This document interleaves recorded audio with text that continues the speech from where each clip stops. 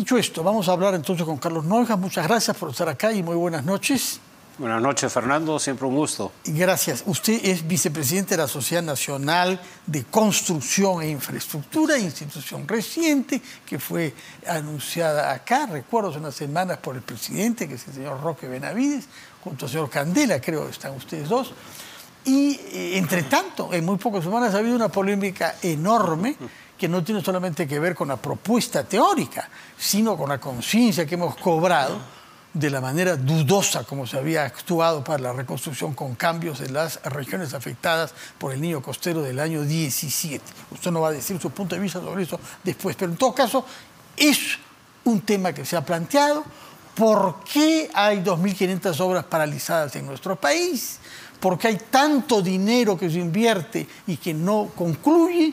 Los expedientes técnicos llegan a su vencimiento, hay que rehacer todo otra vez y los ciudadanos no tienen servicios de calidad. Explíquenos, por favor, qué objetivo tiene la sociedad de la que usted es vicepresidente. Bueno, uno de esos es justamente atacar estos problemas, ¿no? Porque si...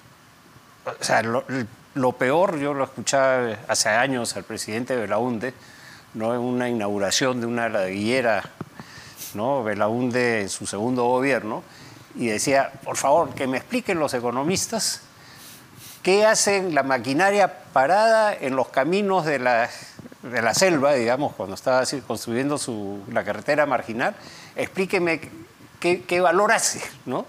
Y obviamente había un problema y las maquinarias estaban paradas y no trabajando, ¿no? Este es un tema que viene de antes, de mucho tiempo, y no se ha enfrentado de una manera frontal. O sea, una vez que se inicia un proyecto, o sea, los proyectos se inician primero con los estudios técnicos, ¿no? de preinversión, llamémosle así, ¿no? Los expedientes técnicos, donde se diseña el problema, hay ingenieros que se supone lo hacen, y sobre esa base se licita. Ahí nace el primer problema. Los expedientes técnicos, y yo lo he sufrido cuando enfrenté los Panamericanos. Sí, recordamos muy bien, sí. ¿No? Con éxito, pese a que todo el mundo dijo que no se podría hacer, que no había tiempo, etcétera, que no alcanza el dinero, y el dinero sobró. Uno de los pocos casos de una entidad pública que devolvió dinero. ¿No? Y se sirvió para hacer obras en Villa María del Triunfo. Sí. ¿No? Las torres famosas que nos sirvieron tanto durante la pandemia. Bueno, las torres las hicimos, ahorramos más de 100 millones de soles y digamos, y sirvieron para albergar como 60.000 personas enfermas de COVID, ¿no? Es algo que a mí me emocionó, me movió bastante poder ver cómo la gente entraba, ¿no? Y yo ya había salido de mis funciones y me llamaban, ¿no? ¿No? Vayan a la puerta y ahí los van a recibir, ¿no? Pero, en fin, regresando al tema, a la pregunta, ¿no? Los expedientes, el primer paso, el no sé qué porcentaje, pero altísimo de los expedientes técnicos están mal hechos. Se lanzan las licitaciones, ¿no? Sobre la base de esos expedientes técnicos mal hechos, y esas licitaciones después vienen, la empresa que ejecuta se encuentra pues que de repente no hicieron los estudios de suelo correctamente, que los costos estaban mal calculados, y empiezan a rehacer estos estudios. Ahí vienen las primeras adendas, ¿no? Y oye, aquí la puerta debió haber estado de 2 metros de ancho y debería ser, porque era de alto flujo, 4 metros, ¿no? Entonces, son adendas que van modificando y así sucesivamente se paran, entra a Contraloría, ¿no? Revisa y dice, paren la obra, ¿no?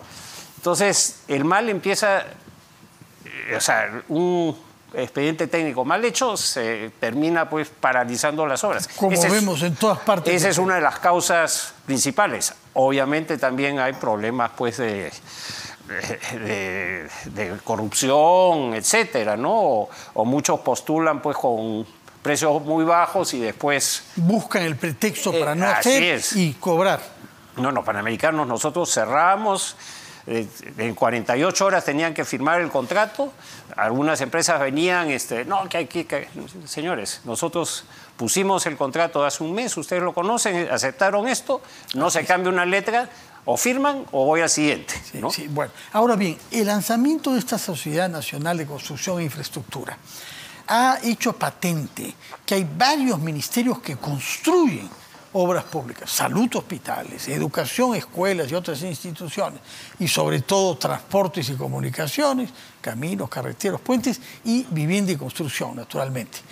Y la idea es retirar de esos ministerios y otros este aspecto constructivo, infraestructura, centralizarlos en una agencia autónoma. Ya la presidenta lanzó la idea oficialmente, como agencia.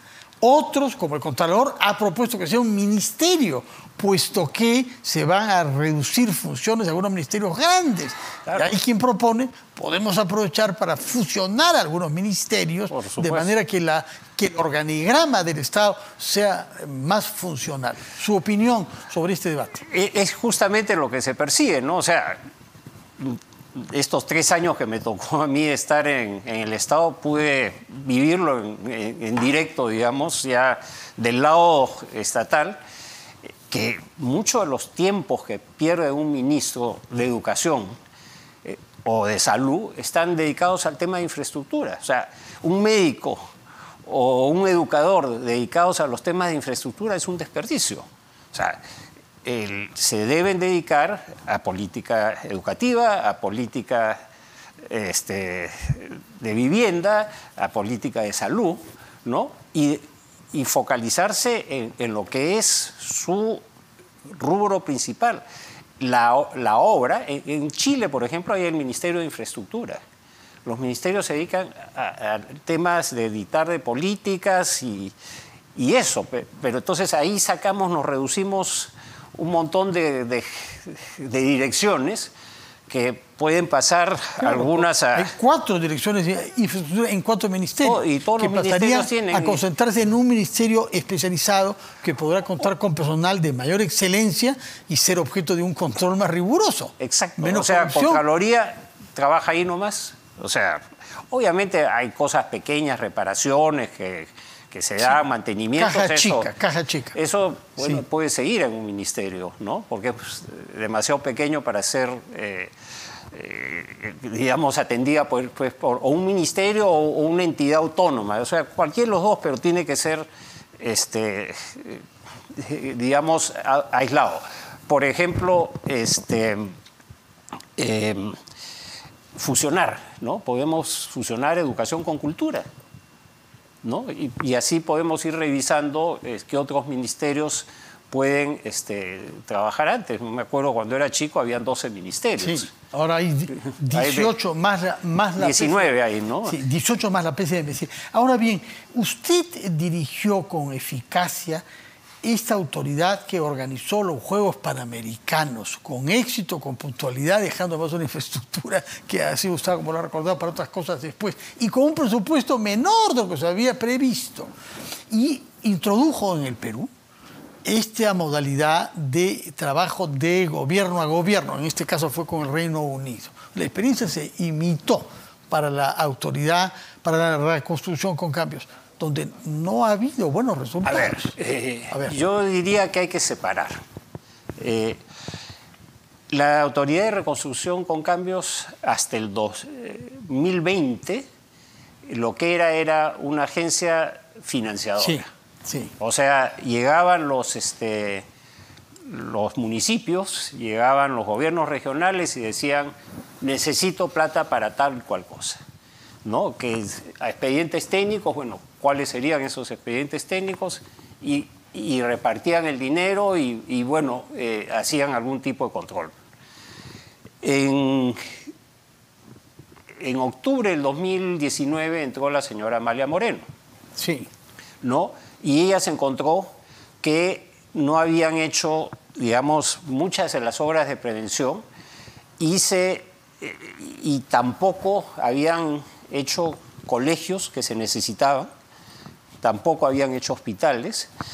Y claro, sacó primero los hospitales y los colegios, que son mucho más fácil que hacer los estudios de una quebrada, ¿no? Digamos, en Trujillo, en toda la costa del Perú hay quebradas y acabamos de ver en Punta Hermosa, pero esa no estaba considerada. Entonces, eso se empezó a hacer e incluso se licitaron algunos. Vino también el Niño Costero y todo el trabajo se ralentizó, digamos, no se dejó de trabajar, pero bajó de velocidad. Y la señora Amalia estaba trabajando bastante bien y un buen día que estaba trabajando en Tumbes, le dijeron, creo que en abril del 2022, me parece. Sí. Inefable el presidente Castillo, sí. Y pusieron ya otras personas y que de ahí en adelante ya fue una caja negra. Sí. Carlos Neuhaus, permítanos ir por favor a una breve pausa y después quisiera todavía hacerle una pregunta, incluida una pregunta sobre un viaje que ha hecho usted con otras personalidades a Madrid y Londres. Me va a contar cuáles eran los objetivos de ese viaje, por favor. Retomamos después de una breve pausa nuestra conversación con Carlos Neuhaus, expresidente de la autoridad que se ocupó de organizar los Juegos Panamericanos. Estamos conversando con Carlos Neuhaus, que presidió en su momento la autoridad que organizó los Juegos Panamericanos, con éxito y con un presupuesto menor de lo que se había previsto y a tiempo. Y es por eso que nos importa su compromiso con esta Sociedad Nacional de Construcción e Infraestructura, por una parte con el debate que tiene curso en nuestro país sobre cómo hacer para que haya más eficacia en la inversión en obras públicas y menos corrupción, qué lugar darle en el organigrama del Estado, esta agencia que ha propuesto la Presidencia de la República. Y en particular quedó pendiente la pregunta sobre la modalidad de gestión de gobierno a gobierno en el caso de los Juegos Panamericanos con el Reino Unido. Explíquenos por qué lo que funcionó bien en su caso parece no haber funcionado tan bien. No, sí funcionó la parte, porque no fue para toda la Autoridad de Reconstrucción con Cambio, fueron proyectos especiales y era estos colegios emblemáticos y colegios en general, y otro hospitales, que muchos de ellos se terminaron a tiempo. La parte que venía de antes siguió estando y que había sido encargada a los gobernadores regionales y algunos municipios. Pero ya había una inercia de eso. Desde el 2020 la Autoridad para la Reconstrucción ya era ejecutora. Claro, a partir del 2020, creo que abril del 2020, ya se convertía en unidad ejecutora, con lo cual pudieron hacer colegios, hospitales. Y el otro día me mostraron una foto, por ejemplo, de un colegio. Sí. Totalmente... Me parece que hay 800 obras relativamente pequeñas, pero lo que sorprende, para no decir choca, es que 6 años después otra vez tenemos problemas en Piura y en Trujillo, porque no se ha atacado el problema de fondo, que es regular los ríos, como se hace en todas las ciudades. Claro, ese es un trabajo de más largo plazo, o sea, montar un colegio, etcétera, pero trabajar en una quebrada se necesita pues estudios geológicos, movimiento de tierras, ver dónde hay propiedad privada para expropiarla o negociar canje de tierras, etcétera. Pero tuvieron 6 años para dejarnos en una mejor situación. Trujillo está expuesto a ser inundada. Yo estoy hablando de la parte que corresponde a lo que hicieron la parte gobierno a gobierno. Lo otro sí, es un... A ver, yo me acuerdo que en el 83 era gerente general de COFI, estaba bastante chibolo, como dicen, ¿no? Y fuimos con ayuda crediticia a Piura, todo el norte, ¿no?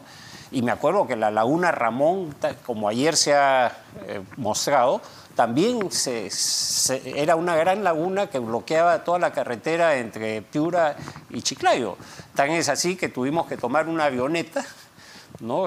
Que era un Volkswagen con alas, para ir de Piura a Chiclayo y volar sobre esta laguna y la carretera había desaparecido. Sí, como ha pasado entre Bayóvar y Chiclayo. Ha vuelto a suceder. Sí. Bueno, hay mucho miedo en el Perú cuando se habla de crear un nuevo ministerio. La presidenta Boluarte habló de una agencia nacional de infraestructura. ¿Qué diferencia ve usted? ¿Qué cosa es lo que...? A ver, si vamos a hacer una agencia o una entidad, lo que tiene que sea técnica, ¿no? Que sea, digamos, como la Superintendencia de Bancos, ¿no? Como alguna de estas entidades autónomas en que sus autoridades trasciendan los gobiernos. Entonces, para que sean manejadas pues, por personas especializadas y además los proyectos que se hagan, esto puede ser también un ministerio, ¿no? Y lo que debe hacer, si es un ministerio, pues el aparato burocrático, el aparato del Estado, de los empleados del Estado, deben ser escogidos entre los mejores. Servir, por ejemplo, que no lo usaron en el gobierno de Castillo, ¿no?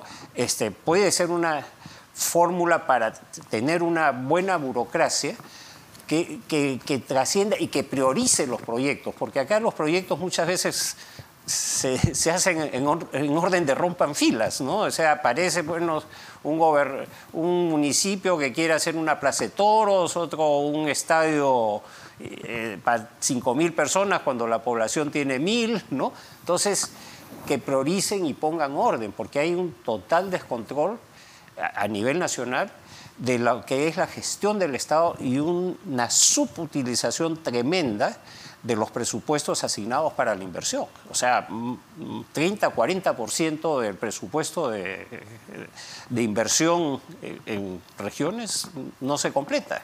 No se ejecuta el dinero que existe ahí. Y los ingresos por canon y por regalías, ¿no? Y son monstruosos, ¿no? Entonces, y aquí le echan la culpa pues al sector privado, que en realidad paga sus impuestos. Y ahora, bueno, ¿cómo podemos hacer esto? Obras por impuestos, pues muchas empresas ya están diciendo, bueno, flexibilicen el mecanismo de obras por impuestos para que se pueda aplicar a otros sectores. Exacto. Ahora, hay cosas en obras por impuestos, por ejemplo, los certificados, ya cuando uno termina la obra, los tiene que dar el municipio beneficiado, y muchas veces el municipio beneficiado no da el certificado porque quiere pues algo más, ¿no? Entonces hay temas de corrupción ahí y eso desanima a las empresas a hacer obras por impuestos.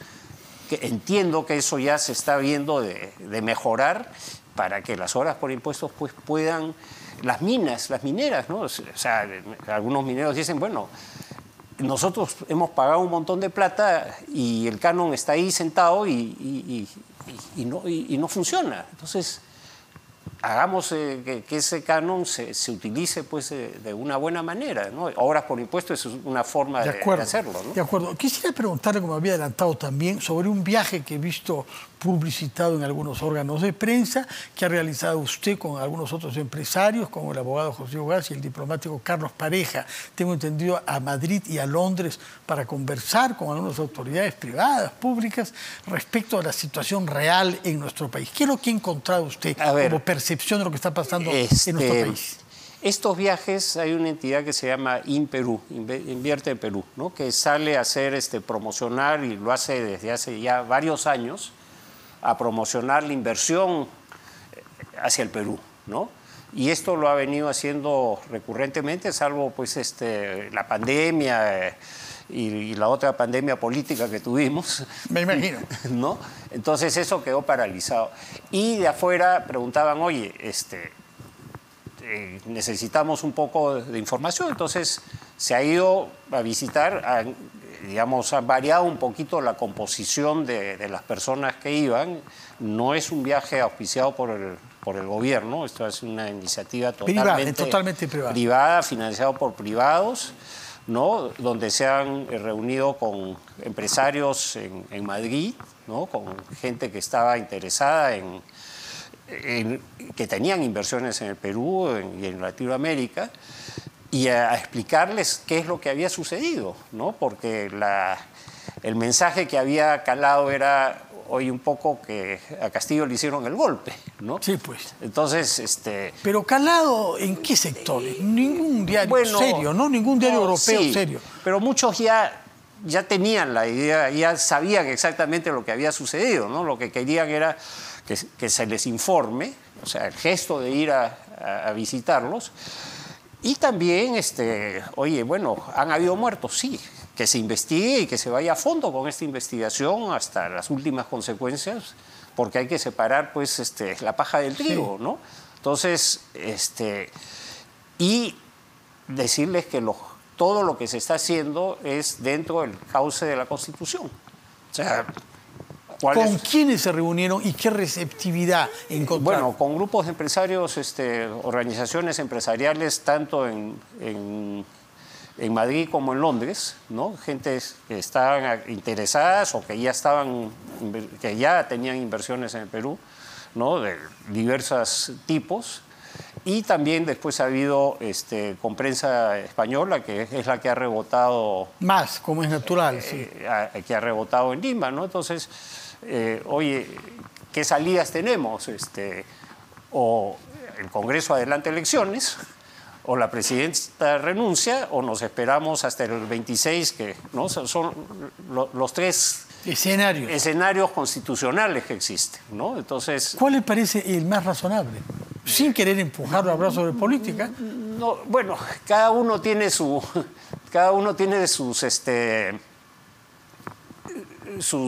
argumentos a favor y en contra, ¿no? Yo personalmente considero que la temperatura tiene que bajar, ¿no? El Perú está con la temperatura muy alta, entonces debemos bajar la temperatura, pensar bien, y si vamos a tener un adelanto de elecciones, hacerlo pues de una manera correcta, ordenada, donde incluso se produzcan algunos cambios constitucionales para que pueda, digamos, mejorarse y tener un Congreso mucho mejor de lo que estamos haciendo, ¿no? Y digamos, si la presidenta renuncia, pues, bueno, o la vacan, bueno, ya es un tema que precipita muchas de las cosas, ¿no? Y esperar hasta el 26, veamos, Toledo se fue con 6% de aprobación. Sí, sí. Bueno, Carlos Noigues, muchas gracias por estar acá y compartir con nosotros su experiencia como director de una autoridad pública que hizo con éxito los Juegos Panamericanos, pese al pesimismo que yo recuerdo que había y las críticas que hubo de algunas personas con las que tiene ahora una asociación estrecha, por lo que veo. Sí. ¿No? Bueno, todos me han pedido disculpas. Todos le han pedido disculpas. Y también nos ha hablado sobre el régimen de gobierno a gobierno, que a usted le parece exitoso. Ahora, una pequeña aclaración. Gobierno a gobierno se ha hecho porque nuestra legislación no es dinámica y no es eficiente y no promueve la transparencia. Y porque hay mucha corrupción, señor. Exacto. El tema de la transparencia y la corrupción. Sí, ¿no? sí, sí. Entonces, lo que debemos trabajar a fondo, y por eso esta sociedad de inversiones, es justamente para corregir estas cosas y modernizarnos y tener una ley de contrataciones pues transparente, a prueba de corrupción, ¿no? O minimizarlas al máximo, ¿no? Ojalá que sea viable ese ideal, porque acá lo que es triste es constatar qué necesidades tenemos de obra pública, qué dinero hay y que sin embargo no se hace. Y eso es una tragedia nacional. Sí. Y tenemos que hacer algo. Sí, y eso genera un descontento y todos pagamos las consecuencias de ese descontento en ese punto comprensible. Muchas gracias, Carlos Noigues, que tenga usted buenas noches. Vamos a hacer una pausa y regresamos rápidamente a las cosas como son.